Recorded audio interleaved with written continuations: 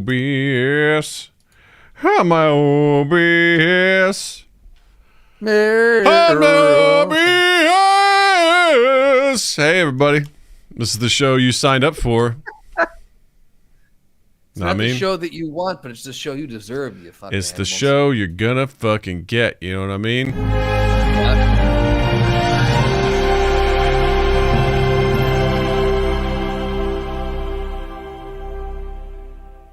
Jesus. All right. Yeah.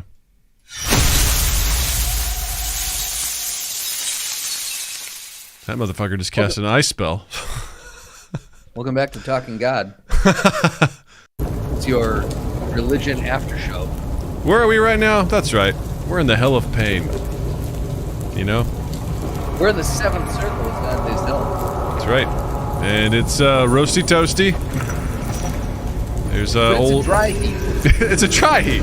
An old Jeb is over there, just pulling around on the chains and stuff. Like everything's good. Yeah, I'd like to come down here and clear my head sometimes. You know, sometimes you just gotta sweat it out. When you've had a rough day, you know, just gotta get down there. You just gotta hit the schwitz. You know. I come down here for a good schwitz, and I get my head clear, and I can think clear. Yeah. And honestly, it's the kind of like the low tones of the moans and stuff like that that really the whipping. You hear that? Yeah. It puts you in a good place. It makes me feel like I'm in corporate America. You know, even though I'm working from home, it makes me really feel like I'm there. You know? Yeah. Hashtag low tone of the month. I think that needs to be the hashtag for this episode. It sounds like the name of our album. Breathe into the bush. Yeah, breathe into the bush, and followed up by low tone of the moan. Yeah, low tone of the moan. It was our sophomore attempt, and it was experimental. We were trying some new things. Yeah, it really was. Yeah, breathe into the bush was our first one. That was our flagship property, you know. Yep. Absolutely. Would you mind tilting your camera up just a bit? Your hair is just out of frame. That or go get a haircut, one of the two. There, perfect. Perfect. Is that it? That's do it. I look like a grandpa now? Yeah. You do. You look like my parents. Doug? Do you Hi. talk or do I talk? Hi. How do we raise hands? How do we raise hands? I'll raise these hands. I'll raise these hands. Praise be. Let's do a death curse.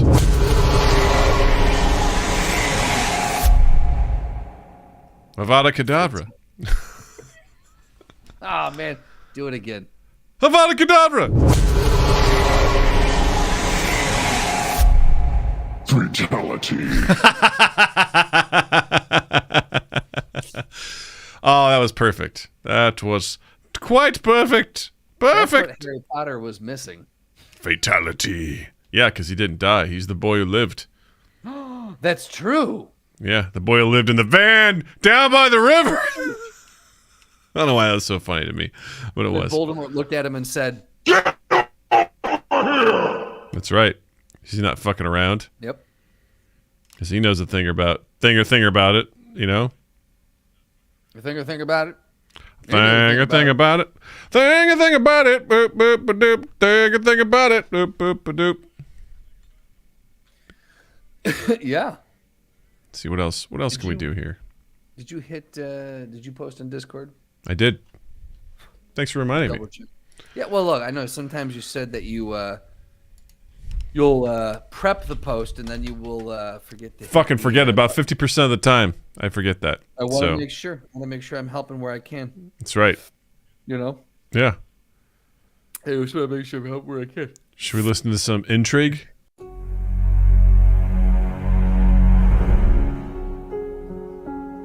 Ooh. Ooh. Something. This is what I should have played Saturday night. Right? You guys were finding clues in D&D. It's like, yeah. Oh.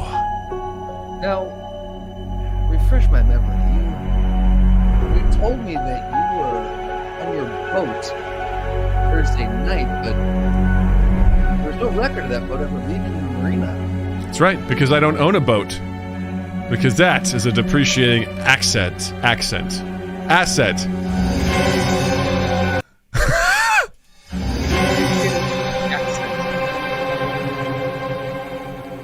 That's right.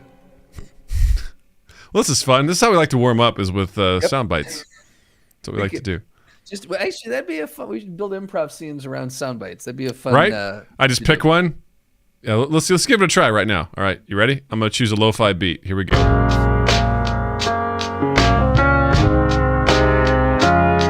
It's like a CW beat. Hey, Sharon, Rory, Melissa. You know, as we're slow dancing to this lo-fi hip-hop beat as our high school dance, I have feelings for you.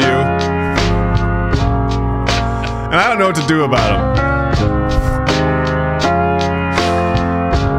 Oh, that was fun. Moon. My name isn't Sharon.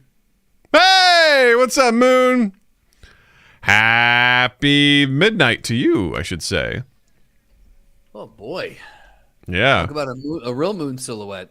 Am I right? Am I right? Am I right? Yeah. All night. Nice. Nice. All right. Well, I feel pretty good and warmed up. Do you? Do you, buddy? Yeah. I'm Okay. warm. Oh, he's warm. You know what I am? Hmm. I'm Oh, that's good. Yeah.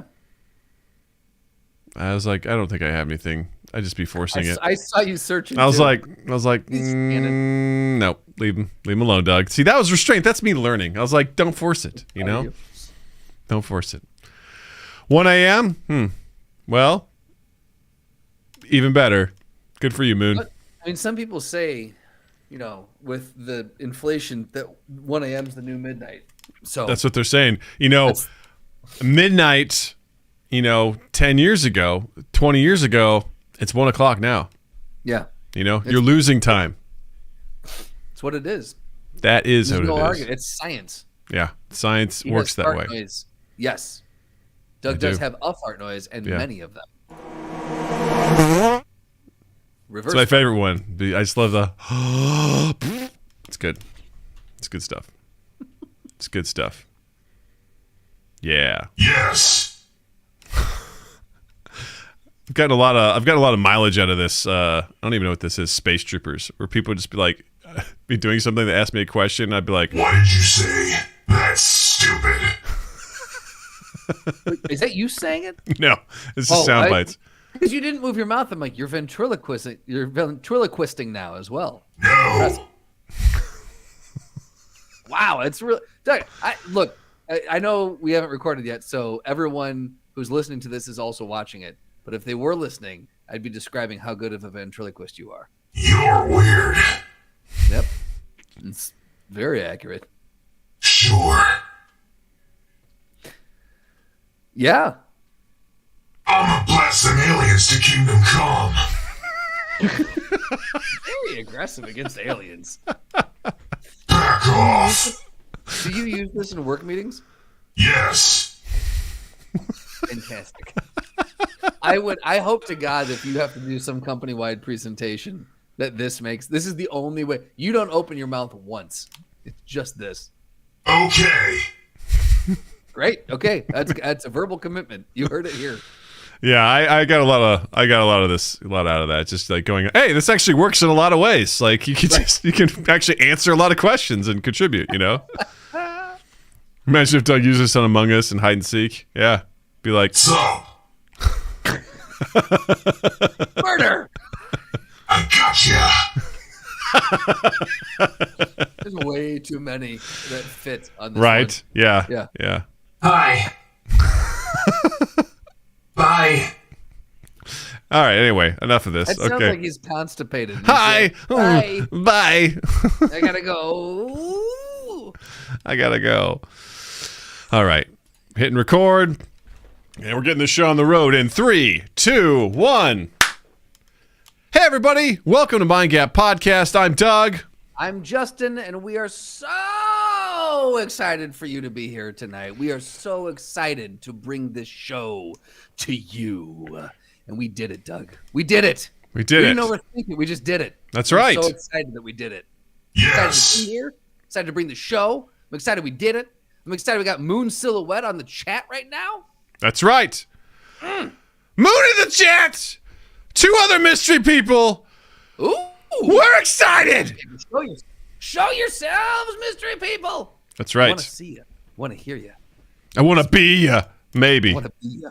I don't know. I don't know. Yeah. Yeah. Reveal who you are, then we'll see if we want to. Tell me your circumstances, and I'll do an Ask Practical Doug situation where I'll see whether or not I want to be in your circumstances, because that's just a practical situation. You know what I mean? You know what I'm saying?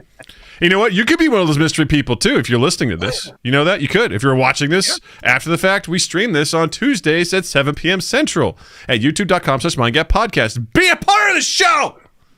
And if you're listening to the audio version of this, then you really are a mystery person, because 7 says I am revealed. I knew it! You knew. It's got Moon and 7. That's right. We figured out who it was, because at first it was just a little bit of intrigue. You know? We've got people hiding in the shadows, watching. Not a mystery. Hiding in the shadow of the moon. And yet they didn't want to reveal themselves. Why? And then, just like that, he revealed himself! And it's cool. It's 7! Yep, it was good. I like how Moon is in the chat. They've got their own soundboard. I know, right? They're just putting asterisk, fart, asterisk. And waves! Yeah. And waves. I'm so here for this. I love it. Me too. I absolutely love it. Text to sound. That's awesome. It sounds good. Yeah. Anyway, very excited to be here. We've got a great show for you, full of lots of good stuff, thoughtful things as usual. Yeah. You know, We've prepared tonight, which is different. We were pensive about this. You know, it was thoughtful, putting all of putting all of our thought eggs into the basket of the universe, and we're waiting for those eggs to hatch. Right. You know, we may extract one and make a thought omelet for you. You know, when you make an omelet, do you add cream to it? There's a big debate that goes on about this. Ooh, this is good. I used to think that you had to add milk for a long time. When I was growing up, it was like a tablespoon for every egg that you put in. And then for a little bit, I thought it was water, and then I got to the point where I just don't put anything in it, and it works just fine. I've heard various things. I think my understanding is that I don't know how to say this without sounding disintegrating is not the word. Patronizing, condescending. Okay. There we go. You know, it is, okay. It's like without disintegrating you, is that I think the pros don't put any liquid in there. See, Gordon Ramsay makes his with creme fraiche. Yes. Yeah, for the floofiness. So, yeah, it says it makes it. I don't know. I don't. I've had them both ways. I enjoy them both ways, but typically I don't. I don't add any liquid to mine. I'll put a little bit of butter in the bottom of the pan, but that's about it. You know? I do a little bit of olive oil in the pan. A little bit of olive oil. There you and go, then yeah. and then fry them up that way. And I honestly, it's just like an extra step. I'm like, I don't need this. It's fine. Do you normally do scrambled eggs, or you do sunny side up? What's your preferred method of egg? Here, well, let me ask you this: what's your preferred method when you're making them versus when you go out and order them?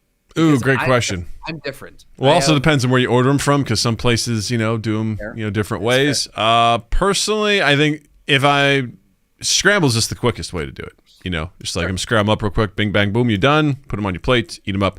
I personally like an over easy egg, but the way I like to do it now, because I used to screw this up. I didn't screw it up, but I just found better ways to do it, which is you get the egg in the pan, right? Yeah. And then you just, you cook it for a little bit until the whites get set, and they're not, not even that much. Just you put them in the pan, you put a little bit of water in there to steam it, and you cover it, and you let the steam cook the egg, and then you don't have to flip them, and they come out until just once the whites are set, they're not snotty anymore, and then you pop them out, and you bing, ba, boo, ba, ba. You know what I mean? You don't flip your eggs at all. The steam cooks the tops, and it gets the consistency of an over easy, but you're not flipping them. That's a cool hack. I never knew that. Because I ran into a lot of problems where I'd flip it, and no matter how careful not all the time, but you run the risk of breaking the egg. 100%, yeah. So and then you just got a fried egg. Once the yolk snaps. How do you do? I'm curious, because it's fun if you go online and just look how to make scrambled eggs. You will get as many links as there are on the internet, you'll get that many ways to make scrambled eggs. You put it in a cold pan and you let the eggs come up to heat. You put it in a hot pan. You do it in low simmer. You do it with cream. You do it with all these different, So what is if you're making me scrambled eggs in the morning after we've cuddled, what is your method? Well, I'll tell you what, I wouldn't make you scrambled eggs. What I would do is I would make you, I'd start out by toasting some sourdough bread, all right? Mm-hmm. Sourdough bread. Homemade sourdough? In a perfect world, sure. Never made it before, but we'll assume that I just made it, all right? Okay. So I toast up some toast for you, some sourdough bread, okay? I chop up your favorite thing, some mushrooms, okay? I chop them up, get about 7 ounces, right? I put them in the pan, season them with a little bit of salt, a little bit of pepper. That salt will pull out the moisture, get it wet. And then, let that cook down for about 4 minutes. And then I'm going to spoon out. Showing some signs of being fucking wet. I was late on it, but yeah. No, it's still there. So I spoon out 2 nice heaping spoonfuls of pesto. I put it in the pan. I scrape Jesus, words are failing me tonight. Mushrooms. I was like, tomatoes, potatoes, mushrooms. Scrape the mushrooms to the side. Put the pesto in there. Then I take 3 eggs, plop them in on top of the pesto. I cover the pan. I cover it up, and I let the steam. You just really cook those eggs, and then toast on the plate. I get the eggs on the toast with some mushrooms, a little bit of crushed red pepper. Pop, pop, pop, pop. Bam. There you go. That sounds delicious. Yeah. It's one of my favorite breakfasts to make. I love it. Now, I don't like mushrooms, but everything else sounds delicious. Also, you can do it without the mushrooms. That would be amazing. Yeah. There you go. Now, maybe a little bit of ham. Question, how the fuck do you make scrambled eggs? Oh, that's easy. So I start with some sourdough toast, okay? And are we caught in a loop? So I do. It's really easy. I throw however many eggs I want to do. Whisk them up. Preheat. You're a whisker. Yeah. Well, I take a fork. Because I know some people who crack them in the pan and they'll break them up and start moving them around in the pan, and that's how they scramble them. I like to mix them together and put salt in there with it to mix up to get the salt in there while I Samesies, because that actually helps break down the protein and helps make them fluffier. Yes. Because I also want an even distribution of yellow throughout, just because I don't personally care, but whatever, just for the sake of it. So I'll mix it up first, and then I'll heat up the pan, preheat it, put a little bit of olive oil in there, throw it in there, and then bang bang boom, maybe throw some cheese on there if you're feeling cheesy, and then done. I make Natalie a scrambled egg every morning before school. So I got this down to a science. The same as I'm going. Yeah. I put a little butter in instead of olive oil. I could easily replace that with olive oil. I don't really give a shit, but same thing. I whisk it, a little salt as I'm whisking, throw it in the pan, medium heat, let it slow and steady, and then you got it. You got a good thing going.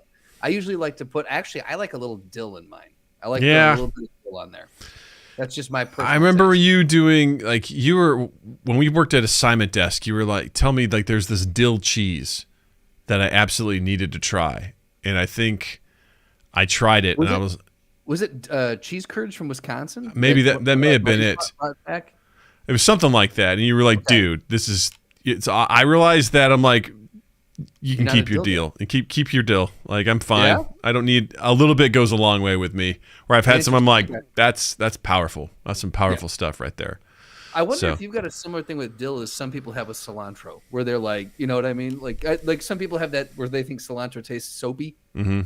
You're either a cilantro person or not. I don't know if I've honestly don't know if I've actually tried cilantro before. I'm not against trying it, but that surprises me with as much cooking as you do that you've never come across a recipe that calls for it. I mean, it may have, but I just don't have it on hand, so I just don't use it. I may just leave it out. The problem I always find with cilantro is that you buy it. And that's the thing. I need a handful of cilantro, like a palmful of it, and then the rest of it just goes. I make that one dish, and I'm not going to make it the next night, so that cilantro just sits. So my problem with buying cilantro is that I buy it, I use maybe a quarter of it, and then it's just the rest of it just sits until I finally have the willpower to. It's because you got to put it in a cup, you got to put it together in a thing of water in the fridge, and the water will keep it fresh. You got to use it. That too. You got to use it. You know, So that's you gotta another use thing. it eventually. It only Yes. keeps it fresh for so long. Yeah. Moon asked, have we ever tried poached eggs? Personally, I love poached eggs on toast. My grandfather, it's one of the first things I used to cook. I learned to cook with him is he would do poached eggs, do toast, butter on the toast, pop the egg on there, salt and pepper, and you just smush up the poached egg, and you can, if you want to get fancy, throw avocado on there or whatever you want to do. But that was childhood to me, sitting in my grandfather's kitchen eating poached egg on toast. I love that. I love a poached egg. I just don't like taking the time to do it. Yeah. It's Well, like it's extra effort. I got an egg poacher, so I don't do the boiling water with little vinegar in there and you swirl it around. I do the cheap way, right? You crack it into the egg poacher, you got water underneath, and let it boil, and for 2.5 minutes later, you're good. Nice. Very It's not bad. easy. Yeah. I also very much like hard-boiled eggs, but I do too. I don't like going through the process of making them. Hard-boiled eggs are a bitch to make. It's easy, but it's just like you got to watch them. You got to take them off at the right time. You got to plunge them. Yeah, you got to put them in the ice bath, and it's just like, man. And then you got to peel them. You know, like it's just. Yeah. I love a peeling is hard-boiled the hardest egg. part. You know, it's just kind of a pain in the ass. I used to do that for a while. That was like when I was early on with my diet and stuff like that. I was like, hard-boiled eggs all day, baby. And I was like, God, this fucking sucks. Like, I'll be into a recipe for a while, but then I'm like, man, this is really time-intensive. Like, right now, I'm pre-making, like, some breakfast. I make these breakfast sandwiches. It's I make sheet pan eggs, which is awesome. You just cut off, like, squares, and you're So good. I have, like, a little recipe that's got, like, eggs. It's got cottage cheese. It's got cheddar cheese. It's got Parmesan Reggiano, some seasoning in there. Mix it all together, put it on a sheet pan with parchment, and I cook it for like 8 to 10 minutes. Come out, it's all just a sheet. And then I cut them up, and then I do lean ground beef with some turkey sausage. I mix that together into patties to make little sausage patties, and I season them accordingly, fry those up, and then I put the egg, some provolone cheese, the sausage on an Jesus Christ, fucking English muffin. Wrap those up in the freezer. All night, I got you. I know, you got me. I wrap those up, put them in the freezer, and then bam, microwave them in the morning. Good to go. That's easy, man. Yeah. So you literally prep all the way up to. You're not assembling them in the morning. You're pulling them out, putting them heating them up, and you're good. Yeah. That's smart. I got to get more into meal prep. I think that's a big thing. It's huge. I have an aversion. I'm all for leftovers, but I much prefer something when it's cooked fresh. So my problem with meal prep is it just never tastes quite as good as when you cook it day of. Oh, yeah.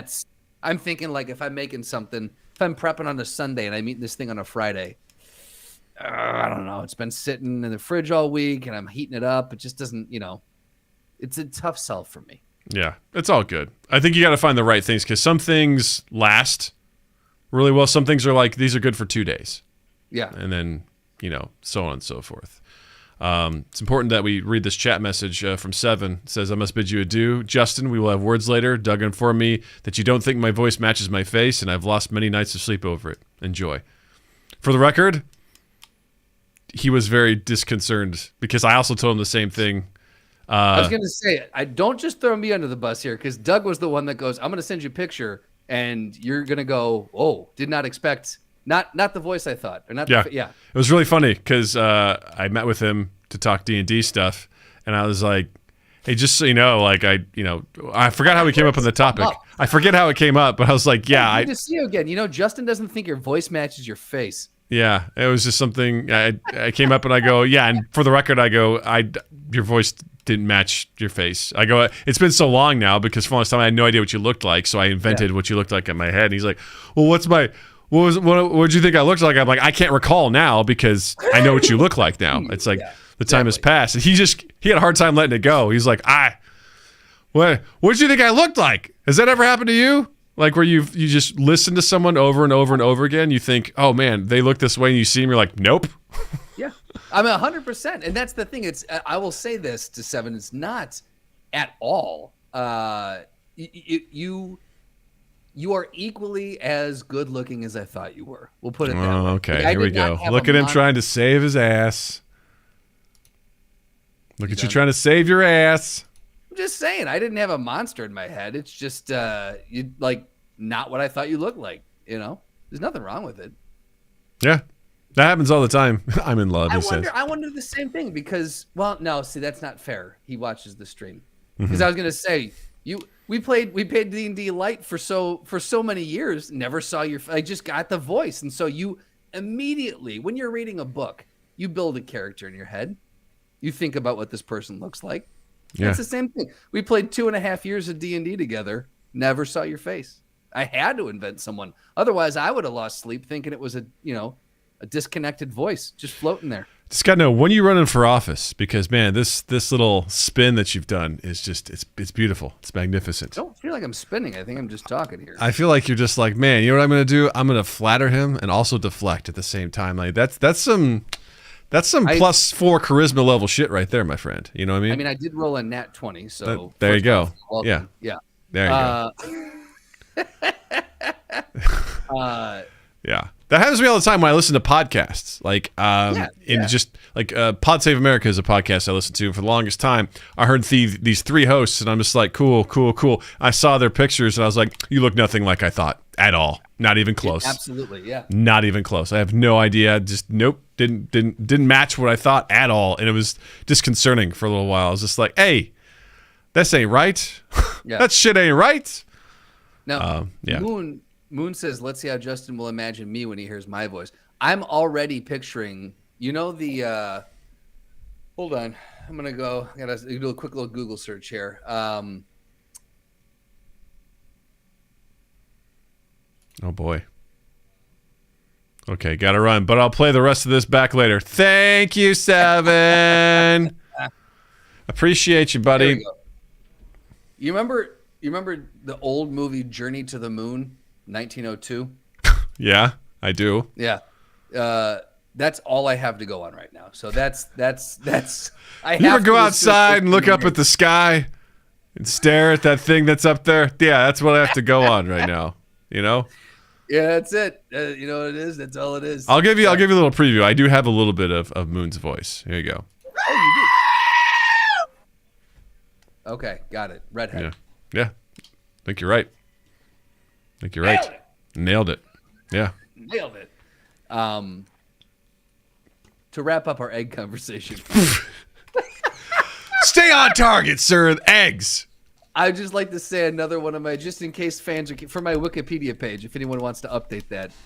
I love a good Eggs Benedict. What's the Benedict part of that? Is that hollandaise sauce? It's usually a poached egg on, like, we'll call it ham or Canadian bacon on a English muffin with hollandaise sauce drizzled. And what is hollandaise sauce? Egg yolks, lemon juice, Dijon, cayenne pepper. That sounds really good. I made hollandaise sauce once, and it's very hard because you got to do it so the egg yolk doesn't scramble. I fucking suck at that stuff, man. It's so tough. I think I did it on a double boiler, and it was tough, but man, yeah, like it was good. It was satisfying once I made it, but I was like, I'd rather go order this than make it again. See, I always thought hollandaise sauce was something else. I got to try it because that sounds really good. Egg yolk. It's basically a mixture of egg yolk, melted butter, and lemon juice. And I'm like, that sounds. Delicious. If you do it right, it's tangy and fucking amazing. And a lot of times they'll sprinkle a little paprika over the top just to give it a nice little cayenne pepper. Have you never had? You never had Eggs Benedict? I don't know if I don't. It doesn't ring a bell. I don't know if I have.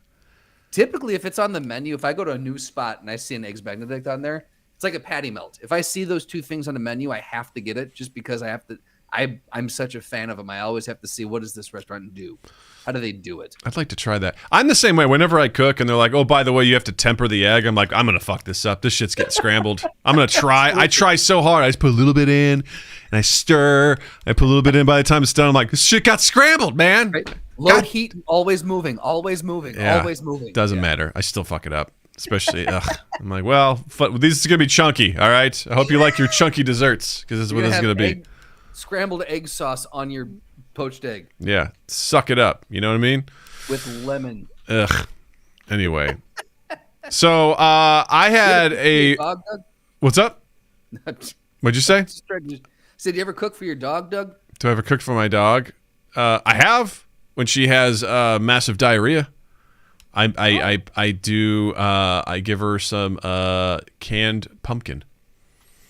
Ah, Abby loves canned pumpkin. Yeah, so does Loki. Yeah. Loki thinks it's pretty fucking dope. Just super awesome, and it turns her poop orange. So which is also very good. I've also heard if you give them rice and beef, like just ground beef, that sometimes helps, clog them up. But it's easier just get a couple cans of pumpkin puree and dump it in the dish. I feel like that's less effort. So because I'll be cooking that, and I'm like getting ready to season it. I'm like, this is for my dog. Why the fuck am I gonna? It doesn't matter. I don't need to make this fun. I barely need to cook this. This is fine. This is good. I could just give it to him raw. This is fine. This is whatever. Yeah. No, typically I don't because whatever. But I do train my dog, and I do love my dog, and I'm home all the time with my dog. Perfect. Yeah. What about your dog? We don't typically cook for them, no. But I am home all day, and I train them, and I love them as well. Although Benny is quite the handful right now. Tell me what's going on with Benny. Benny is proving to be quite the handful right now. He only has had one number 2 accident in the house, so that's good. He's had a few number 1s in the house. It just this getting him when he's in his crate will not go to the bathroom, and it's fantastic. If you take him out of his crate, you got to watch him like a hawk because he will not indicate that he has to go out. And I'm struggling to figure out how to if you watch him, you can see the sniff, and you're like, that's an I'm gonna go sniff, and so you can immediately take him outside, redirect him, and he's good. But if you're not watching him, there's no discernible. It doesn't whimper. He doesn't bark. He doesn't scratch. No discernible, tell. So that's the thing that I'm struggling with is figuring out that. And then also he is just sometimes he'll go full fucking gremlin mode or Tasmanian devil mode and just freaks out and starts running around and tries to bite everything. And he can be like completely docile, just chewing on something like one of his toys, and then just out of nowhere. Shit. And I'm like, what the fuck is this? When you say Tasmanian devil, when you're talking about pooping, I just imagine he just like goes, and just he's totally completely docile, and then it goes, and just unleashes the fury. Moon hit it. Yeah, it's the zoomies, but it's the zoomies on crack. Yeah, like it's I don't know, and I think part of it has to do with the fact that he's probably still teething. Yeah, and I'm sure it's just a pain in his head. And I think. My theory, he's got his first vet appointment tomorrow, actually. I'm going to ask, I think he's got allergies because I think when he gets like itchy skin or something, I think that's what triggers him to run around because he either can't scratch himself or he can't do something like he's uncomfortable. And so I get it. I get that. So learning your dog's body language is one of the most difficult things. Like I know Loki's like, oh, I'm about to take a shit walk when we're outside. I understand the mannerisms. Like you learn them. And for better or worse, Jill taught Loki to ring these bells we have hanging on our patio whenever she wants to go outside. So sometimes she just wants to go out there and hang out. Other times she's like, hey, I need to go pee. And she'll ring them. It's like, all right. Or she's like, I see a fucking squirrel out there. Ring, ring. Let me out. Let me out. Let me out. Ding, ding, ding, ding, ding. Yeah. So, which, Loki is a pretty smart dog, which is helpful. You can teach her stuff, but there's always, that's tough teaching them. I think for the most part, they're like, they don't want to shit where they sleep. They understand that's their home. Exactly, Once they understand that, then it's a matter of just like, I can't hold it. I got to go. Bye. Right. Yeah. Seth goes similarly. I need to take a shit walk. I think we all do. Yeah, that's about right. Yeah. We're like, oh God. Oh, it's coming. Yeah, it's coming.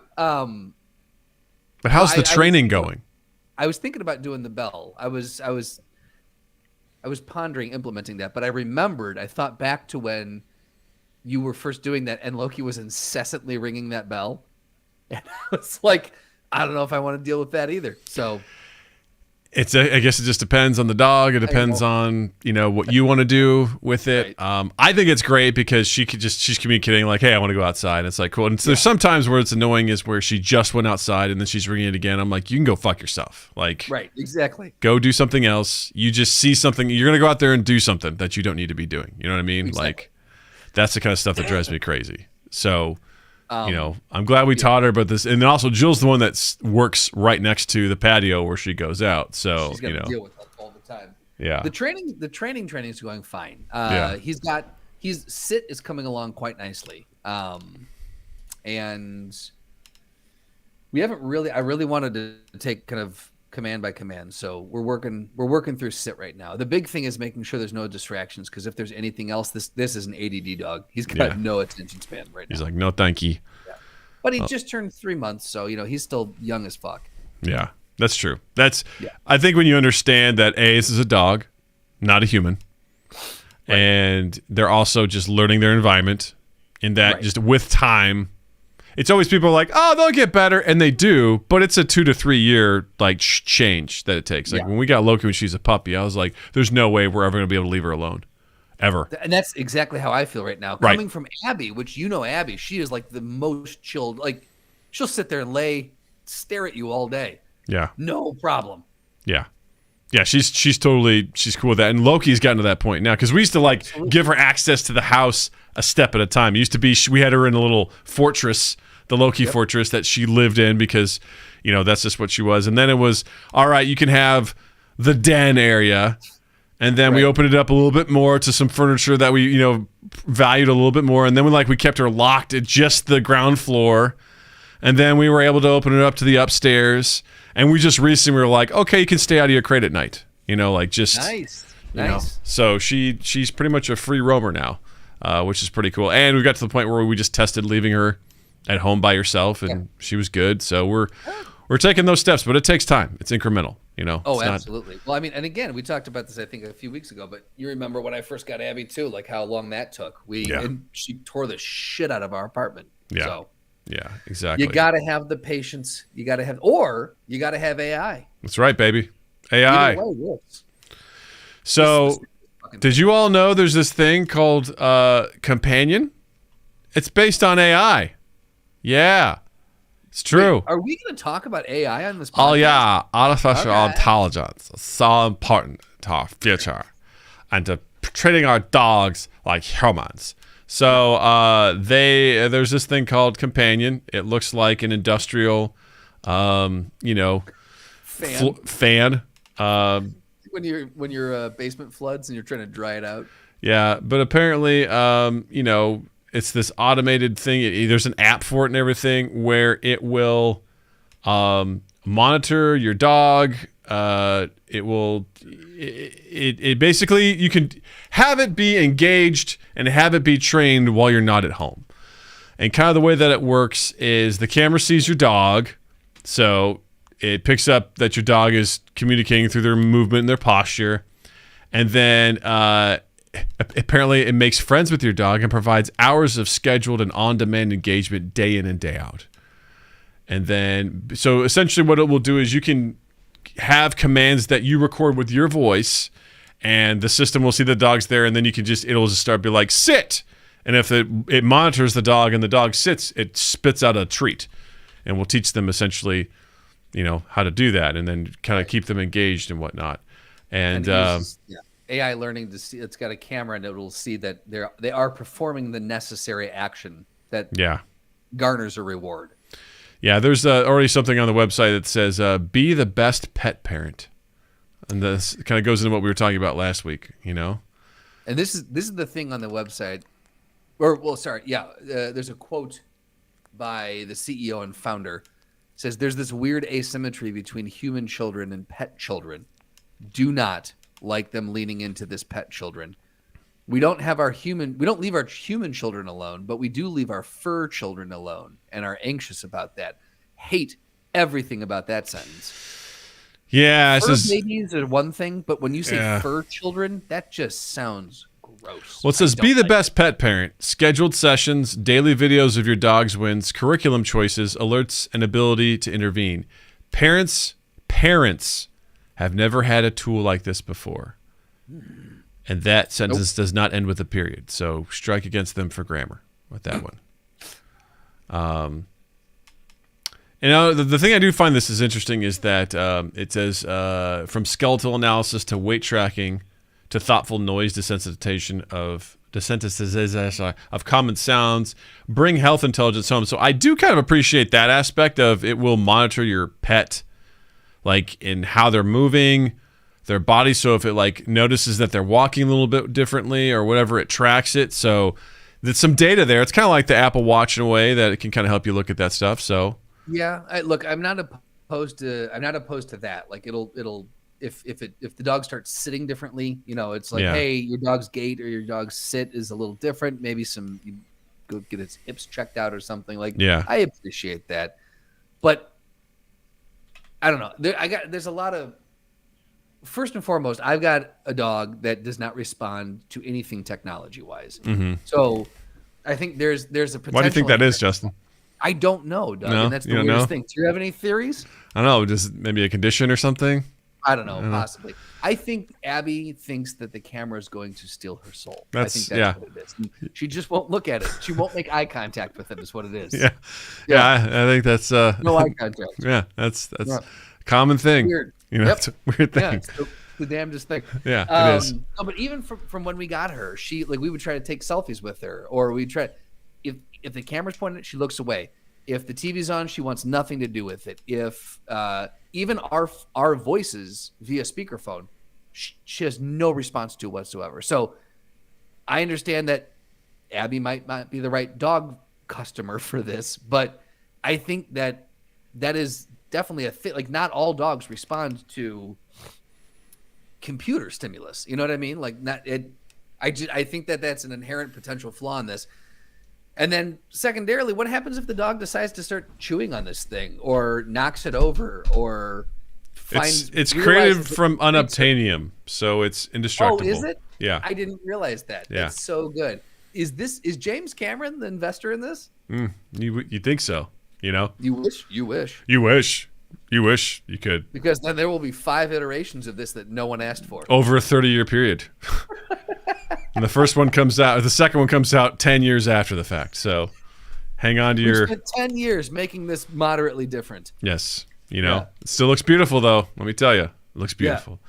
The packaging, unbelievable. Yeah, I mean, the practical side of me appreciates this because, like, what a great way to help train your dog and also engage with him while you're not there. It gives him something to do. I've gotten some toys where I jam a treat into it and toss it over to Loki and she chomps on it for a few hours trying to get all the treat out. I'm like, that's some sort of engagement. But you can do lick pads. You can do. We've got some puzzles for you hide treats in and you like lock and close certain doors and they've got to figure out how to get into it. Mm-hmm. Yeah. So I do appreciate the fact of like, how can you keep your dog engaged and also how can you keep training them when you're not there? I think that's, pretty viable. I think a lot of the stuff relies on a lot of things. Like you said, like I've bought cat beds for cats that don't use it. I've bought dog beds for dogs that don't use it. Like I bought plenty of things that the creatures just don't use the way that they're supposed to, or just don't even care about them. So I think this is obviously something that's pretty specific. I would imagine for the most part, it would have to be a dog that maybe grows up with this, right? That is introduced to it relatively easy. Oh, it has to be a dog. Yeah, because this isn't going to be every single dog can use this sort of situation. But I appreciate the element of it. But also, I think the part that also really bothers me is just that it is sort of these are our children kind of thing. And we're going to take care of them. And I don't know. It's also just seems like, I don't know, man. I feel like I'm talking about both sides of my mouth. Like, I love the AI element of technology, like helping us out with this, but also it just seems incredibly unnerving to be like, I have this machine in my house that trains the dog and engages them while I'm not there. I think it's unnerving. It's also, for me, I think it's more of an element. Like, this is unbelievably bougie. Like, you know what I mean? I'm going to get a piece of AI machinery that's going to train my dog when I'm not there. Talk about unnecessarily bougie. Yeah. And I can easily see people falling into not training their dogs and just relying on this thing to train their dog.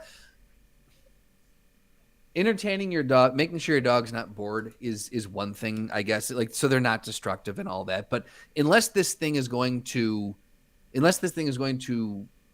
engage with them the entire time you're away, like I just don't.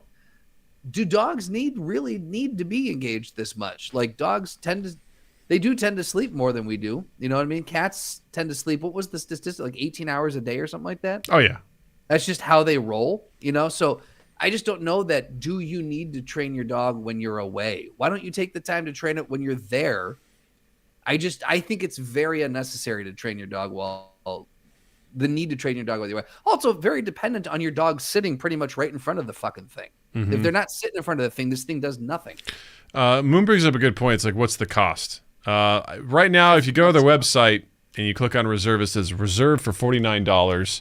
The deposit is to reserve your spot in line. You will be able to choose purchase options at a later date, starting at $49 a month. So starting at $50 a month, you can have this thing. So that's pretty big. I mean, that's like health insurance for your dog. You know what I mean? Like that's about the cost of that. So, I mean, yeah, you got to be committed to giving that a whirl. So I don't know.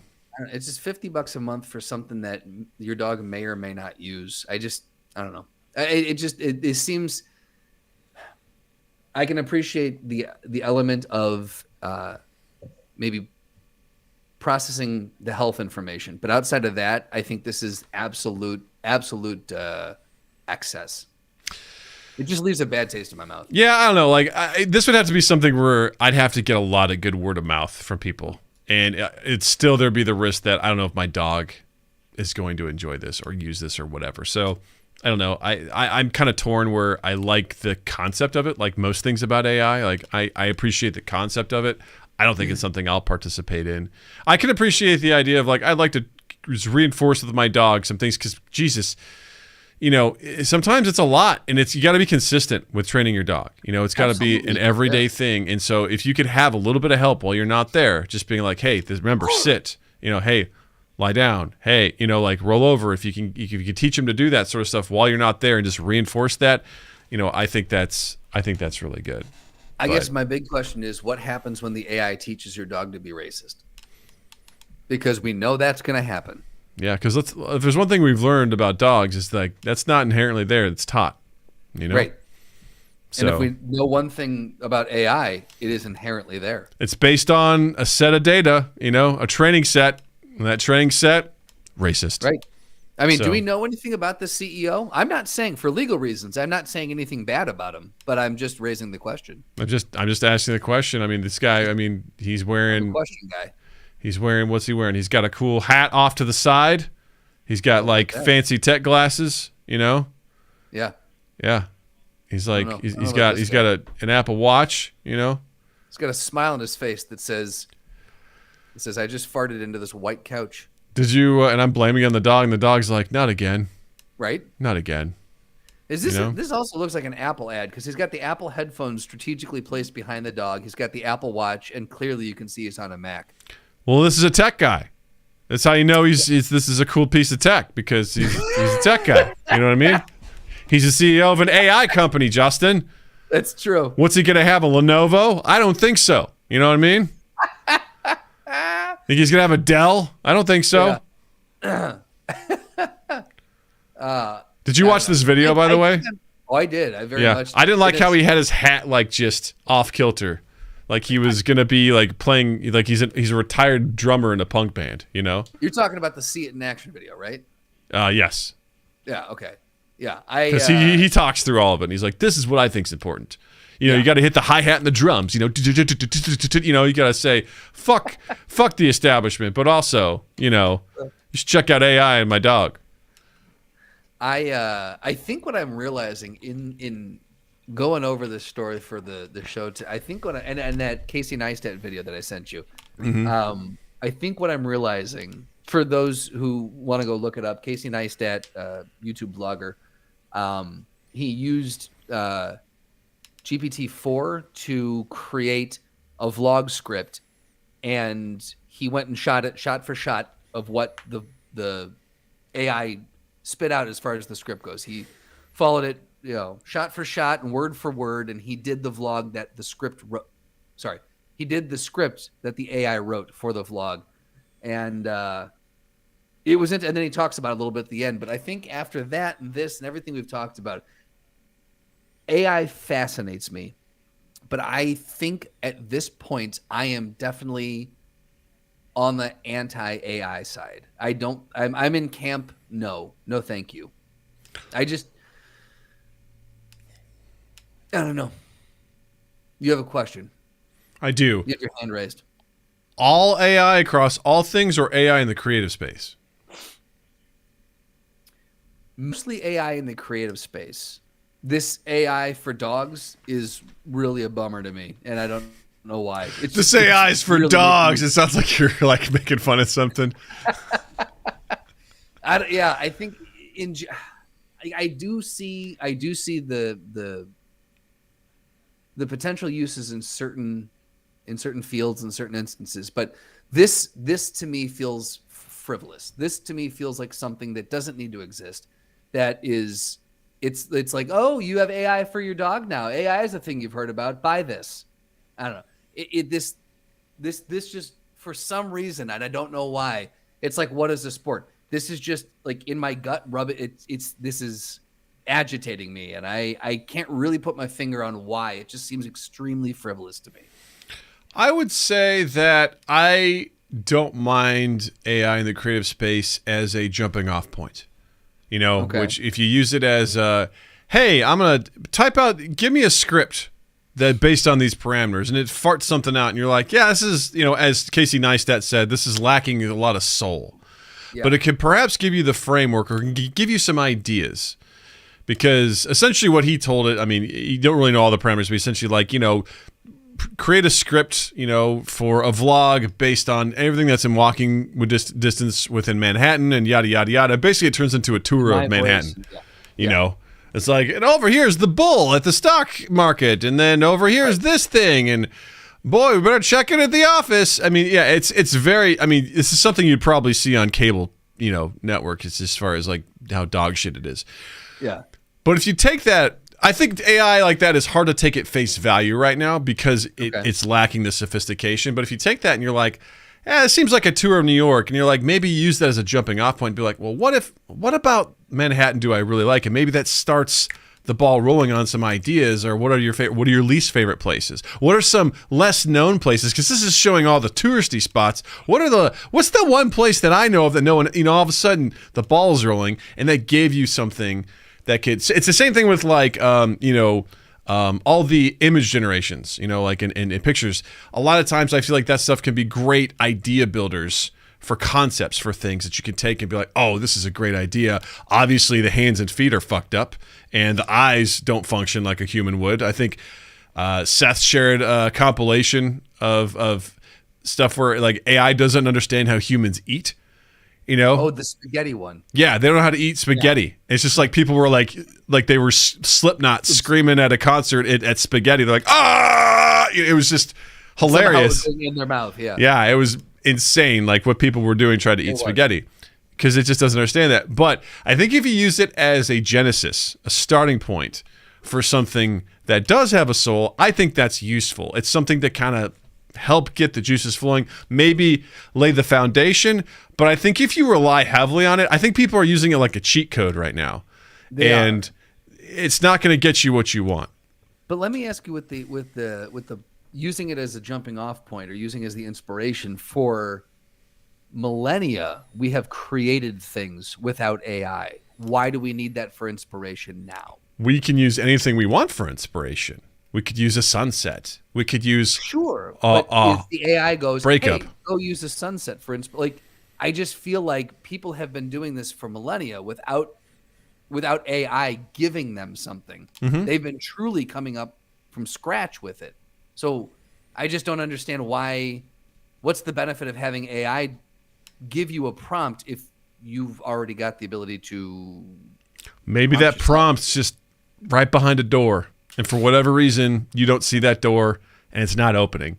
You know what I mean? Like you've had writer's block before, right? You're trying to find that thing, and maybe you're like, what if I can just find something, maybe just whatever. I mean, we did that for podcast episodes where we clicked a button and it would just give us a random web page.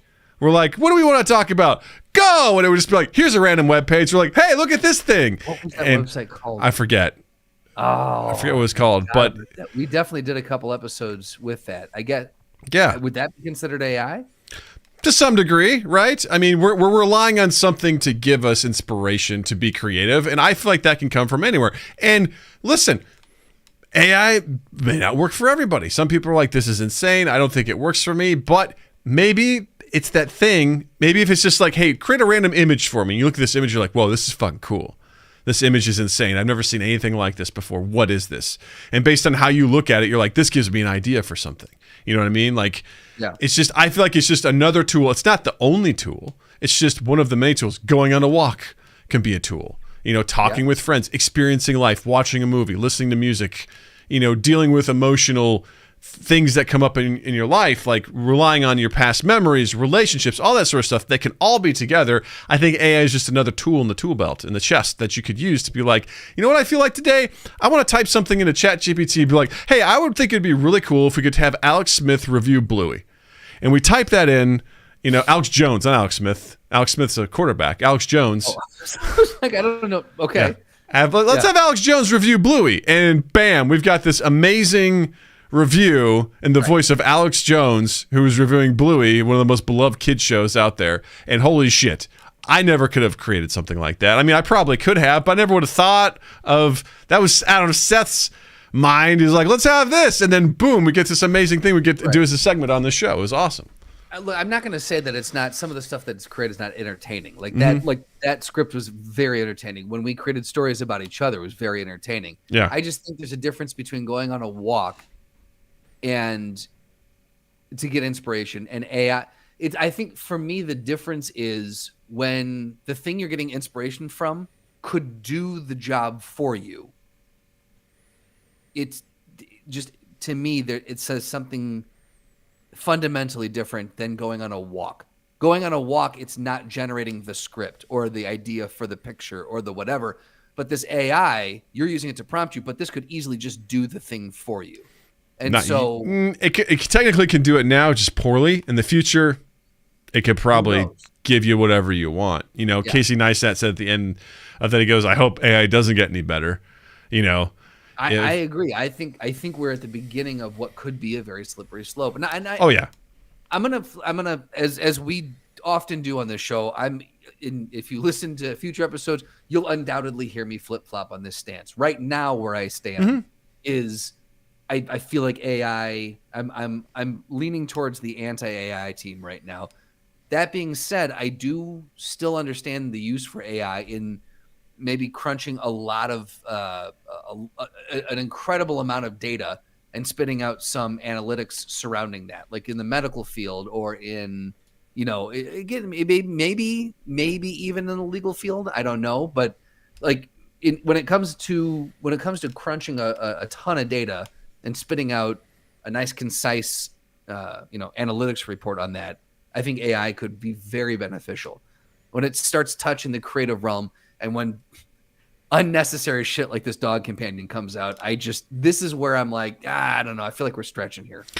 I would like people to slow down on the AI stuff right now because I feel like it's the Wild West and people are just, hitting up every single gold mine they can find. It's the gold rush.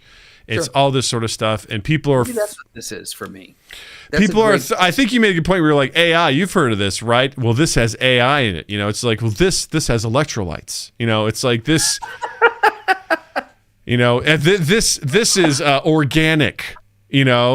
This has protein in it. It's whatever. This has no fat. It's something where people are slapping a label on it.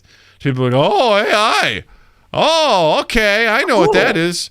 Yeah. And because AI is a pretty vague term. It's like, oh, this has this thing that is kind of interesting. Supposedly it's high tech. And I would like us as a society to take a step back and ask ourselves, where are the boundaries that we want to set up with AI? And unfortunately, what we've seen in the last century or so, maybe more, is technology accelerate at a pace that is existing beyond our comprehension, to the point where we can't put up guardrails. Yeah.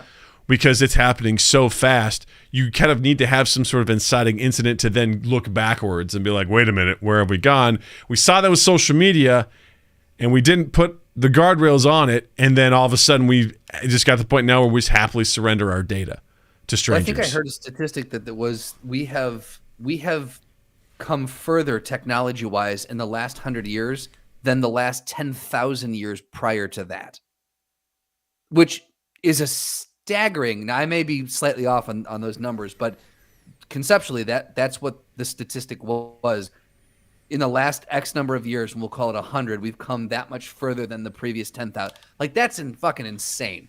Yeah. We are moving at breakneck speed, and I am absolutely here for technology. I fucking love technology. I am a nerd. I love it. But I do think, like you just said, we need to, as a society, go, okay, cool. Instead of just diving in head first, how do I monetize this? Maybe we go, should we be monetizing it? Should we be doing this much with it? Where are our boundaries? Let's put a little bit of a playpen. Like when you're training a dog, you put a little fence up and you make sure that they're contained. You put this technology in that container and go, okay, let's let it mature for a little while before we just fucking set it free.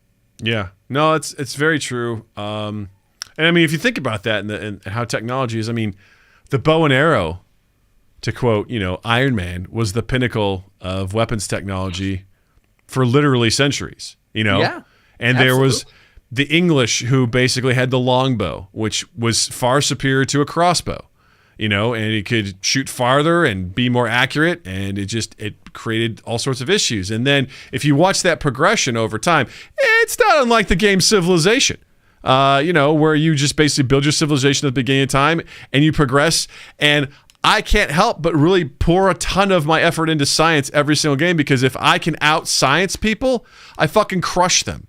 Yeah. Because my favorite thing to do is to see a rival country next to me who's like, hey, man, we've got knights. I'm like, yeah, I have Apache helicopters. I'm going to fucking blow you up. You know what I mean? Like, you have no hope. Like, I have tanks. I have World War I tanks against your fucking knights. What are you going to do about it? You know what I mean? Like, that is kind of... You see that, and then you kind of look at where we are. I mean, again, someone told me this when I was in college, and I say all the time because I think it's worth noting. Someone who was born in the year 1900 was probably born in a wagon. It's very possible that they were born in a wagon, and in their lifetime, they got to watch someone land on the fucking moon. Like that span by itself is incredible. I mean, you think about the year 1900. We go through, by the time you get to 1963 or 1969, we've gone through 2 world wars, right? You had World War I, where that technology was wild with like just the military technology. World War II, you're talking like radio. You're talking like that amount of time. And then you just look at from, 1969 to now. I mean... World War I by itself, it started on horses and it ended in tanks. Yeah, right? Like in those 4 years... Holy fuck.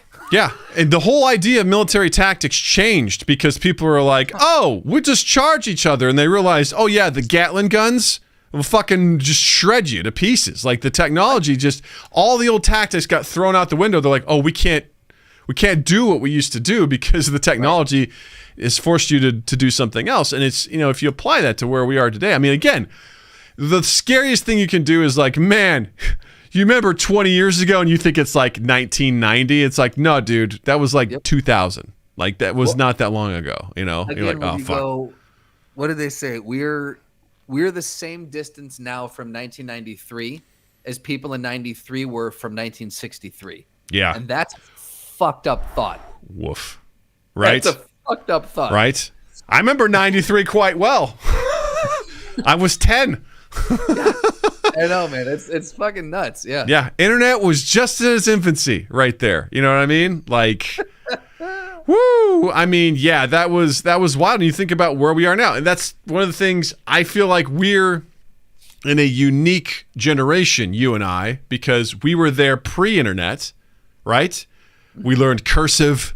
We did like the analog world, and we transitioned with technology in real time to where most of us picked up and lived with it, where we started with, we hopped onto the internet. We started with old consoles. Not like, there people like, I had an Atari. I'm like, I didn't have an Atari, I had a Nintendo. But we started there, and then we progressed. There's the internet, and then we adapt to that, and then there's cell phones, and we adapt to that, and then there's social media, and we accept it, and we're like, this is kind of cool. And then before you know it, it becomes this abomination.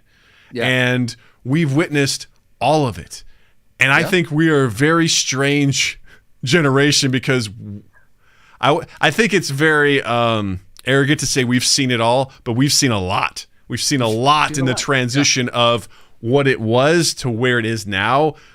Yeah. It's no. I mean, I think the way I think we're different than is because Gen X and people were older when that happened. Right. The technology grew up with us. So, like, as we age, the technology sort of, like, kept up with us, and now it's just off to the races. And kind of like we were joking last time. Yes. And kind of like we were joking last time, we're going to get to the point in 20 years, we're going to be like, man, this AI is doing all this. I don't trust it. It's like, we're going to be those guys that are going to be really unnerved by it, but there's going to be kids that just grew up with it. Fucking Natalie has an iPad as part of her school curriculum. She gets assigned an iPad as part of her learning stuff. She was watching shit. She's got this encyclopedia that talks to her on it. It's incredible. I remember having the volumes of Britannica that I would go to, and I would be like, all right, I'm going to read B. I remember doing a science project in 8th grade. It was 7th or 8th grade, and I had access to Encarta on my computer. Okay, yes. And I also had a color printer. And I was able to print out. It was about the planets. I typed stuff up and printed out pictures of the planets, and I turned it in. And my teacher was super fucking suspicious of this. Like, he came up to me and goes, hey, where did you get this? I thought he was like, he goes, hey, I need to talk to you about it. I'm like, I know, isn't it awesome? I was waiting to just get shouted with praise. He's like, where did you get this? All of a sudden, like, it was after class, and he was very combative with me. He's like, where did you get this? Where did you, like, I think he thought I plagiarized it or something. He's like, where did you get this? I'm like, off of my computer. And he kind of looked at me. He's like, where'd you get the pictures? I'm like, I printed it out. And he's like, okay, you can go. And I realized in that moment, I was like, oh shit, I was on trial there. Like, he thought I fucking plagiarized this shit or just stole it from something. And that was a defining moment in his life where he's like, oh shit. I have no idea, but he was super like, the mood was like, see me after class. I was like, you want to tell me how awesome I am? He's like, where the fuck did you get this? It's like, oh my God. I'm confused on our tone here. I thought I was supposed to be getting praised. Funny story, that guy got fired for touching kids. Well, thank God you just got admonished verbally. Right? So, not in like, the downstairs way, but he would oftentimes like put his hands on like kids' shoulders and stuff like that. And that's fucking gross. A lot of people were like, I don't like this. I don't like this. Yeah, it was, It was grade school. It was junior high. Junior high, yeah. Yeah. We had, it's such a bummer when there was a few people from my past who I have seen news articles about. Specifically, my mom will be like, she'll send me something in like the Daily Herald. She'll mail me. I love it. She'll snail mail me a newspaper article she clipped out. She's Isn't like, that great? did you have him as a teacher? And I was like, no, but I knew of him as a teacher in this school, Speaking of technology, my mom would do that. She would send me a newspaper clip, like a literal. She'd clip it out and send it. I was like, just text me the headline. I'll go online and find it. Right, like I'm sure that the I forget what the Kirksville the newspaper's called, but I'm like, Gazette. I was like, you could just tell, Seth goes, mom's and telling you who you knew from high school who's in jail. Name a more iconic duo. That is true. My mom was like, did you hear? Yeah. Did you hear about this? I was like, I don't talk to them. No, I don't know anything about them. I was like, okay. So-and-so got in a bar fight. I'm like, okay. Good for them, I guess. I don't know. That's what it really is, the Kirksville Crier. Like it's just like so-and-so was found on a a park bench. He's in the drunk tank. Yeah. Please pick him up. Yeah. It's so funny, the local Classified coverage. ads. Yeah. Moon says, my dad cut out certain things. One featured me winning the fancy dress back in 2000. Okay, what's the fancy dress? What does that mean? Like, is that like a hide and seek thing? You got to find it. The fancy dress is hidden somewhere. And I think, or is this like can we combat? find it online? I just type in fancy dress 2000. Yeah, like What happens then? oh, I wonder what you're gonna get for the fancy dress I'm 2000. gonna do it. 2000. The You know fancy what I'm gonna dress. get? I haven't hit entered yet, but you know what I'm gonna get? I'm gonna get those like taffeta prom dresses that everyone wore. Yeah. Oh, I don't like this at all.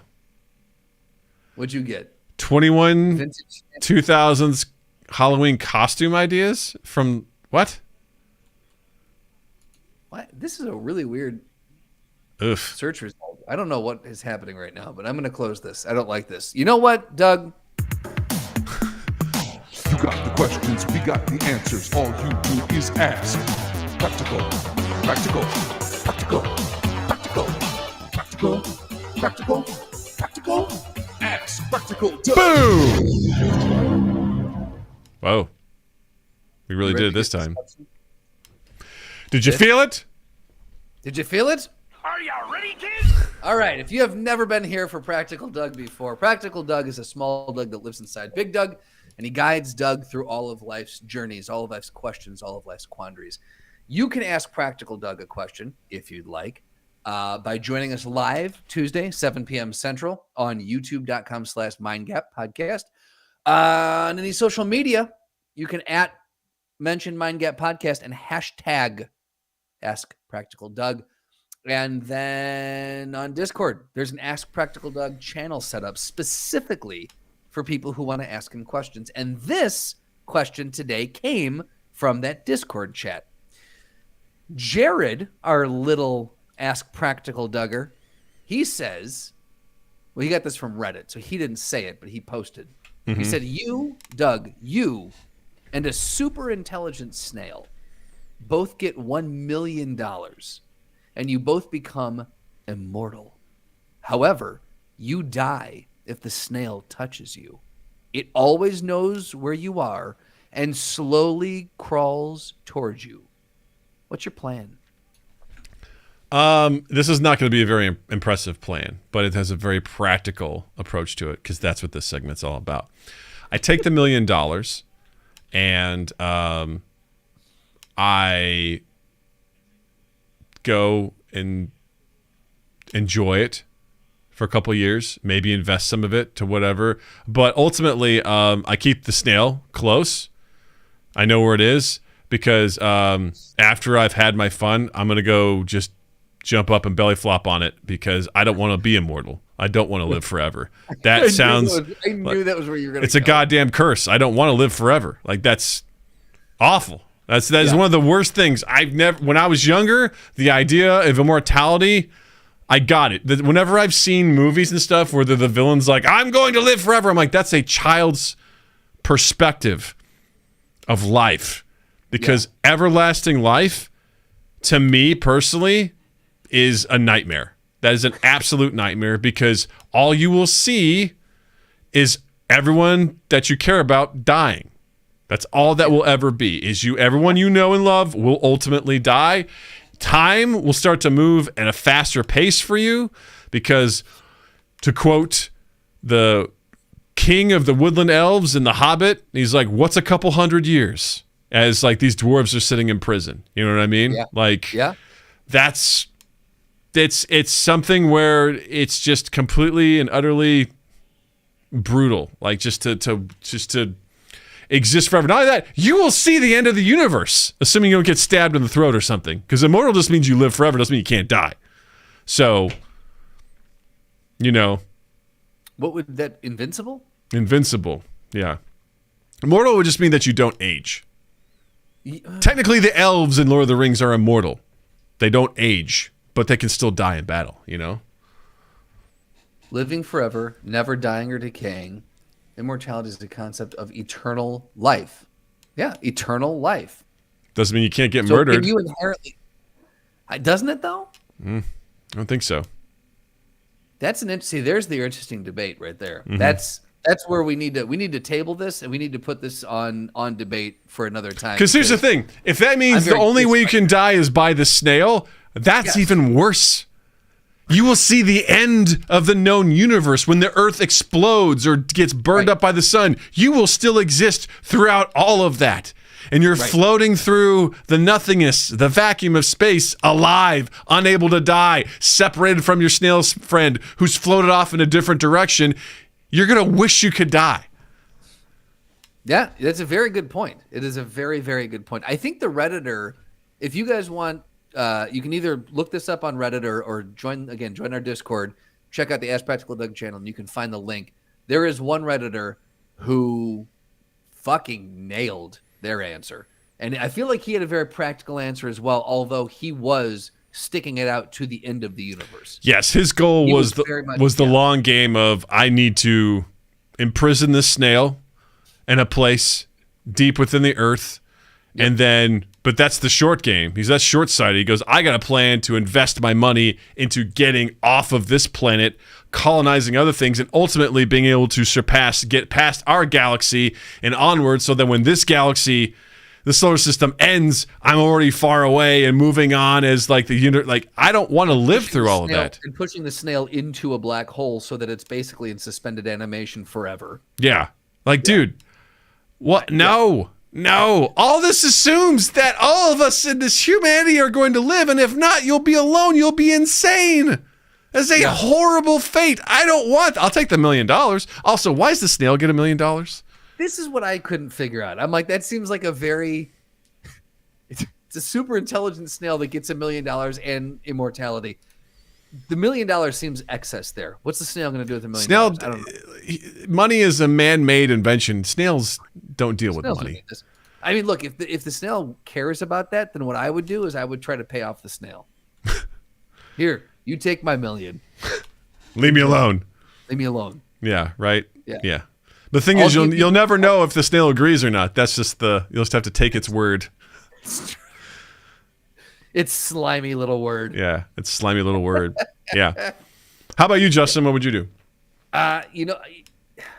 It's a great question because you bring up a good point. I definitely have I definitely still have a small part of me that has that childhood, like, being immortal would be awesome.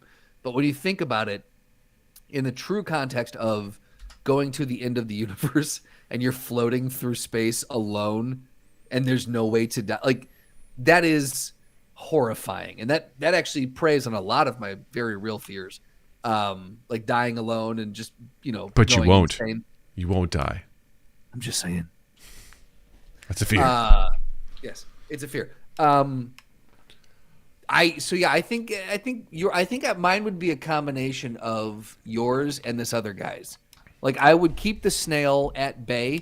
I'd probably go through all the motions he did to keep the snail, like, in the tungsten ball, buried in molten iron that's hardened, and then throw it into the Marina Trench and, like, get it down there, and then just kind of live my life. I feel like if I did that, eventually I could excavate the snail and just be like, all right, old friend, it's time. And I could, I kiss it and then I go into the forever sleep. Yeah.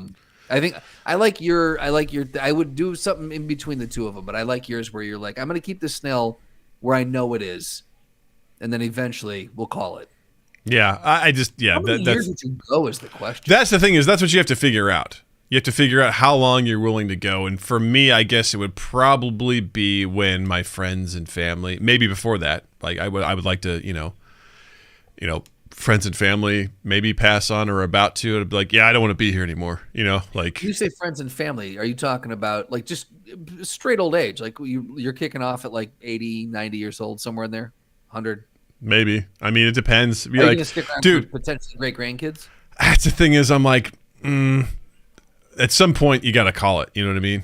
And not only that, who's this weird guy who just like still looks like he's 40?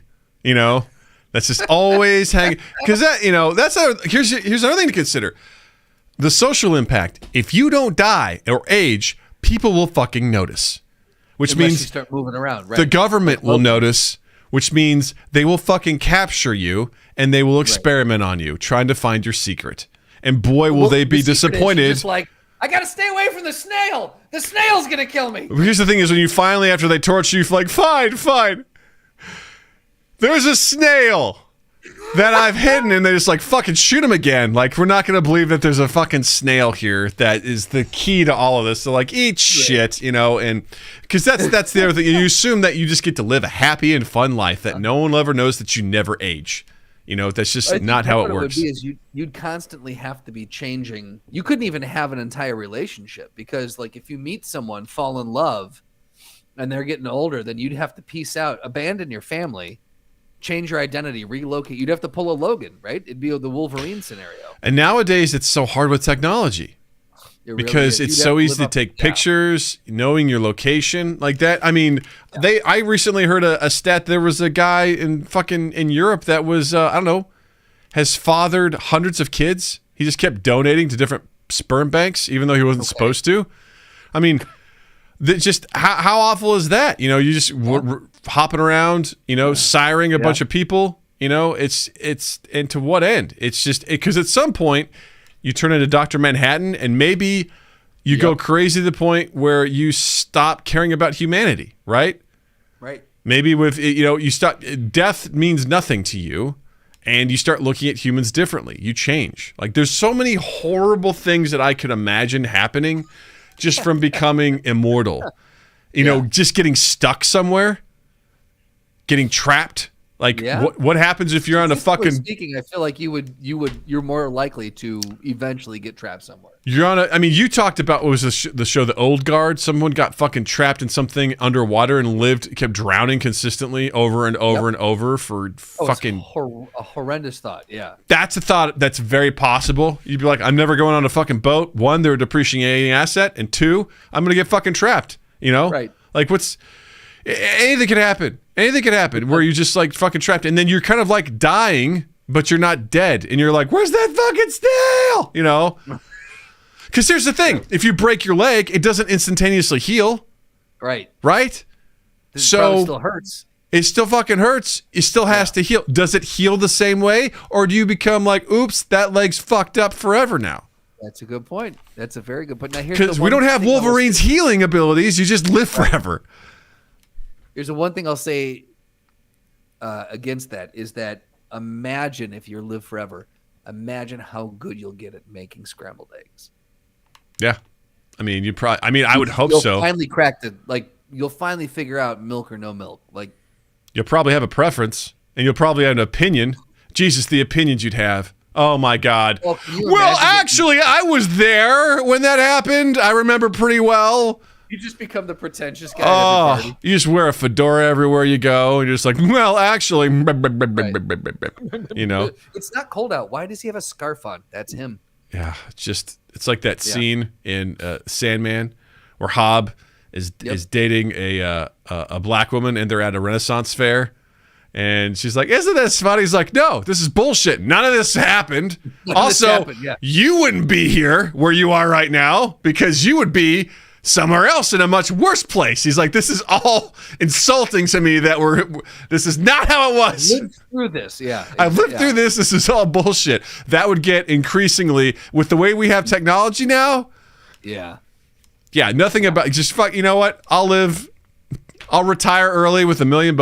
Actually, which won't even get you very far these days. No, $1 million isn't the same as, this whole question, fuck this. $1 million, get out of here. Yeah. It's got to be 10 million before we even start to entertain this question. Right. Because $1 million. Delete this entire segment. There we go. Well, cut this out. Anyway, that was fun. It was good. Yeah. Good chat. Good stuff. I didn't realize we were going to go from an Ask Prickle Doug into a Doug Hates Stuff. Yeah. Well, it happened. We got there. Well, $1 billion. Yes, $1 billion. $1 billion. Hooray. $1 billion. I'm gonna come. So, Justin, what do you never not be fun. What do you got to recommend this week, buddy? Did you take a sip from your Batman cup? Well, I've been on an older show kick recently, and so I went back and I started watching the Larry Sanders Show. Oh, On HBO, interesting. Starring Gary Shandling. When I was younger, I always confused the hell out of me because I'm like, Gary Shandling is Larry Sanders. I don't understand who's the real guy. What's his name? Who's the actor? Now that I'm older, I'm going back and a lot of people, a lot of comedians and people in the comedy talked about the Larry Sanders Show as being kind of one of those pivotal, like watershed shows, or like the one of the shows that really, really solidified certain things in comedy and was a huge inspiration for them. Apatow, my God, why am I blanking on his first name? Judd? Yeah, Judd Apatow. He started out as a writer on there, became a producer, but like that was a kind of a pivotal thing for him. And so many young comedians came through that show playing themselves, because the concept is that the Larry Sanders Show, Gary Shandling plays a late night talk show host called Larry Sanders. And it's a behind the scenes look of a late night talk show and all the unbalanced people that work there and just the madness that goes on, you know, how producers are two-faced and the co-host always feels like he's less than. And it's just, it's a really funny take on that. But a lot of people got to come through and cut their teeth. Very, very young David Spade, Dana Carvey, you know, David Duchovny, you name it. Anyone from that era came through it. And now that I'm older, I can appreciate that. I used to look at that and like, this show looks boring. But it's, I got to say, if you can get past the 1992 look, Yeah. it's definitely entertaining. I'll say that. So if you are a fan of comedy, check out the Larry Sanders Show just for nostalgia, or not nostalgia, just for research purposes, just so you can understand a little bit better the history of, you know, just the history of comedy and where a lot of comedians drew their inspiration from. I've heard some comedians talk about how when they watch that show, they're like, oh yeah, that's the behind the scenes is pretty accurate. Yeah, exactly. And that's what I'm loving. I'm just like, man, it's just dysfunctional as shit. And I can fully, he's just a neurotic mess. He's never, you know, he always needs people to build him up and tell him that he's good. And even when they do, he doesn't believe him. And I'm like, man, this has got to be what show business is like. This really has to be it. You know, producers constantly kissing his ass and just, you're the best. And then he turns around and he goes, we got to get this fucking guy, you know, like this two-faced producer and the booking agent. It's very fun to watch. So yeah. That's anyway, hilarious. Doug, what do you got? I've got something that you've already recommended, as well as a bajillion other people, but I just started watching The House of Dragon on HBO, the Game of Thrones spinoff. Like, I've heard nothing but good things about it, and I'm like, fine. I had to shake off still the Game of Thrones, like, just grossness that was that. And I was hooked right away. Hooked in, loved it, and I think I don't know what episode I've on. I've watched, I think most. I don't even know how many episodes there are, but I've watched a lot of them so far, and fucking great. You know, for a show that actually doesn't have a ton of action either. Honestly, no, it's a very story driven. Yeah, Moon says Matt Smith is in it. Matt Smith's great in it. Like, a lot of great actors, and I also like how it takes place over a period of time. Like, not just you get to see some of these characters age and different actors play and stuff like that, which is really cool. It also just makes me feel solidifies that I was like, I never want to have any station or power in my life, because while we're not quite like that, I mean, there's got to be some sort of semblances to what you got to do to hold on to power, the idea of bloodlines and succession and all that shit. Like, as it's happening, I'm like, I get why this character's doing that. I get why that character's doing that, because it makes sense. And you realize that all of this sort of this idea that, like, we have to, you know, make sure our bloodline stays true just makes things, it creates problems for the future, because all you're doing is creating multiple people who are going to fight for the throne. And that's all it is. And it's like, God, what a fucking nightmare. Let me ask you about your stance, your typical stance on prequels, which once you shared, I adopted as well. Yeah. And I didn't mind this, and I was trying to figure out exactly why. I think it was because it happened so long before the original. It was 172 years before before the original. So, like, I I don't know. Is that why you're okay with it? I don't know how any of this stuff, like, I know how this stuff will play out in the future and things like that, but this is so concentrated on this family. I was like, I don't know the connections to everything, how it, Sure. you see things like, yeah, I'm so-and-so from, Winterfell. I'm like, oh, hey, it's the Starks. But it's like, who gives a shit? Right. Baratheon's like, oh, cool, the Lannisters. All right, cool, I know that. They mentioned the Tullys and things of that nature, but I don't see the direct connections. There's no like cameos or anything that's like wink, wink, nod, nod sort of stuff. It's just this is this thing that happened before with this group of people that didn't exist, very much in Game of Thrones because their house had basically been eradicated. So it's like, oh, here they are. It's almost like the excitement to some degree in the prequels are like, look at all these Jedi, because there weren't that many in Star Wars. Now look at all of them. It's like, look at all these Targaryens. They're everywhere. The world's just rotten with them. There's dragons everywhere. And it's just very enjoyable. I don't know. Like I said, because it's not such a, they're not trying to be like, hey, you remember how this, sort of thing. Like directly connecting the stuff. They make a couple references and stuff like that, but for the most part, it's just like, this is the story of these people in this world. Here are some places that are familiar. Here's King's Landing. Here's Dragonstone. Here's some stuff they're like, oh yeah, I've seen some of this stuff before. I remember this, but it's just I don't know. It's pretty well done. I think it's extremely well acted, but boy, I'm talking too much about this. This segment shouldn't be this long. But one quick thing is just there's a couple ways they edited the scenes where I just felt very anxious. Where I'm like, shit's about to go down. Oh, shit's about to go down. I don't know. Everything they're doing is telling me like something's not right. Something bad's gonna happen. I was like, why are they cutting there? They're cutting there. Why are they cutting so fast? What's happening? I'm like, this isn't good. Did you get to the episode yet where they have the dogfight with the dragons? No, I haven't gotten there yet. That's oh boy. A good one. Oh good. Yeah, I was like, the wedding. I was like, something feels off about this wedding. Oh, I don't know why. weddings are good. I was like, this is why are they focusing? This is too much. We're focusing on dancing, and then there's like cutting away to different people talking, and it's like and then there was like, oh, here's the funeral where everyone who hates each other is forced into some place for the time being. It's like, oh, this is not going to go well at all. Like, where everyone's done shit to each other, and then more shit happens. You're like, oh my god. This is never going to end well for anybody, It's just, it's very intense. It's funny because it's basically like a soap opera in a lot of ways, but I don't know. It really is, yeah. It's well done. In the guise of this is a lot of how things used to be, not obviously with dragons and shit, but the idea of lineage and bloodlines and who rules and challenging succession. Who's like a true born? Who's a bastard son? Who is this? Is it a male? Is it a female? Like all that shit very much took place. In the medieval ages.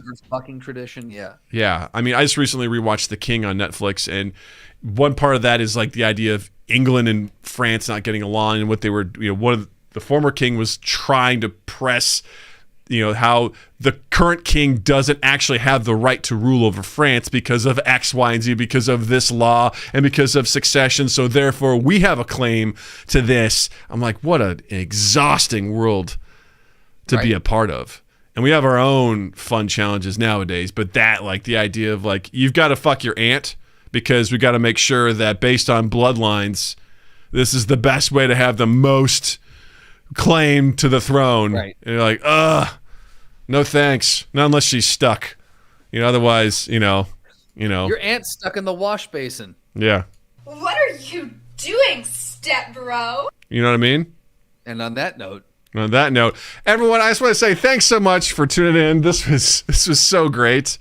Had so much fun. We brought the energy, we brought the pain, we brought the laughs, we brought it all, And if you want to catch more of this, check us out on all our social medias at MindGap Podcast. Check us out on YouTube, youtube.com/MindGap Podcast. If you're on YouTube checking us out, hit the like button, hit the subscribe button. That shit is free. All the stuff we provide to you is free, and those likes, those subscribes, they mean a lot to us. Thank you for watching. Share this around with folks. It really helps us with just being able to create more free content for you. And if you're feeling generous, you want to throw some money our way, check out our merch, redbubble.com. Link is in the description down below, along with a link to our Patreon, patreon.com/MindGapPodcast. And also join our Discord. Be part of the MindGap family. And link is in the description down below. Check that out. And be sure to check out Justin online as well. On Instagram, you can follow me at Justin_Michael, spelled Mikel. It's the fun way of spelling it. And while you're in the online realm, all the places where you go and listen to quality podcasts, you will find us. So go ahead and find us on there. Subscribe, rate, review, like, anything else you can do, share. That's a big one. We love when you do that. Means the world to us. And then 2east8th.com and 2east8th on all social medias, and loveanimprovfilm.com and loveanimprovfilm on Instagram. Yes. Well, with that being said, I want to say, Justin, thank you. Douglas, thank you so much. Chat, thank you. Listeners, thank you. And you all have a dandy fucking week. Ta-da! Moon, hanging in throughout the duration. Moon, you're the MVP. Damn. Moon says, personally, it depends on the story and if it was needed for prequels. That's the thing is, I feel like most of the time with prequels, the story is not needed, which is why I generally don't like them. Because a lot of times, they get in their own way. They actually muddle up a lot of details. I'll give you a perfect example. Monsters, Inc., solid movie. Monsters University, not very good. Here's why. In Monsters, Inc., it is established that Sully and Mike have been friends since grade school, since elementary school. It's like 3rd or 4th grade. They mentioned like how they were best friends.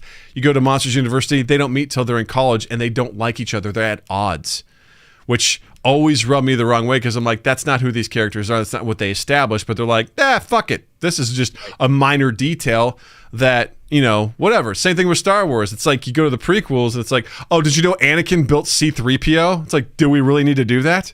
No, we didn't. Right. But we fucking did it. You know, we're just getting in our own way with all the shit. Fantastic Beasts and Where to Find Them. It's kind of the same thing. It's muddling up the timeline and all that sort of shit. It's like, most of that great prequel is Indiana Jones and the Temple of Doom. That happens before Raiders of the Lost Ark. It's solid. It's just I didn't even know it was a prequel for the longest time. For most of my young adult life, I didn't know that. I was like, oh shit, that's a prequel. Great story, solid. Didn't even know it was a prequel. It was awesome. Well, it muddles the stuff up. It gets in our own way, and for the by and large, in most prequels, there is minimal tension. Yes, because you know how again, for example, in we were talking, you and I were just talking about this, I think, off mic. Oh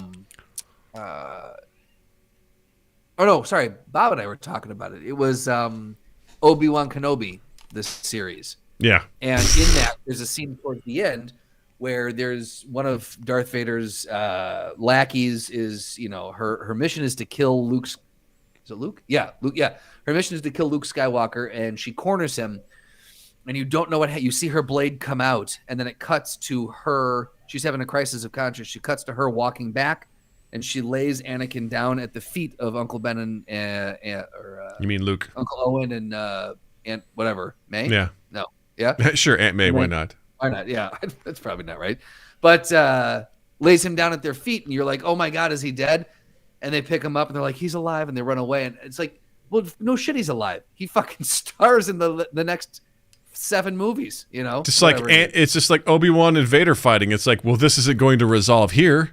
I mean, right. Like, it's cool to see, but outside of that, there's no tension. I'm like, I know Leia gets kidnapped. Gee, I wonder what's going to happen to her. You know, yeah. Like so many elements of that were just like the tension was just sucked out of it because we already know what's going to happen. At least with House of the Dragon, all the Targaryens are going to die, probably by old age. You know, based on what this is, but the story is compelling because I'm like, I don't know what's going to happen.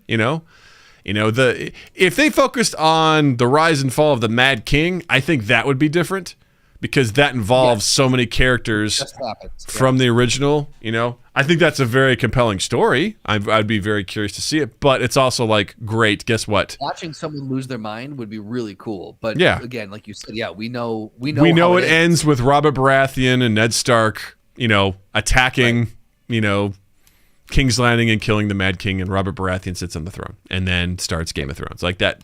That's not something we necessarily need to see happening, but very cool nonetheless. But this, you can kind of see, maybe it sows the seeds for that. And I don't even know how far we're going to cover this. I know there's probably going to be a season 2 for this and stuff like that. But, in general, I don't know.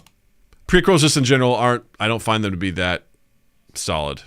I know some people say Godfather 2 is a prequel, and it kind of is, but it's also it's not a true prequel because it's not just that. It gives the backstory of Vito Corleone while... Throw flashbacks. Right. Yeah, so it's more flashbacks and stuff like that, which is like, yeah, cool. It's interesting to see how Vito came to be and everything like that, and how it parallels Michael's story and stuff like that. But it's not like a true prequel in that regard. So anyway. Exactly. Anyway. There you go. Well, there we go. Baru. B-E-R-U. There we go. You had to look it up, didn't you? I did. Like, Baru. Baru.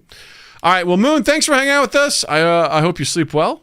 And yeah, we'll see you all this Friday for the stream, assuming no other great friends of mine show up last minute to hang out and have a great time. So, but until then, you all stay safe. We love you, and we'll see you next time.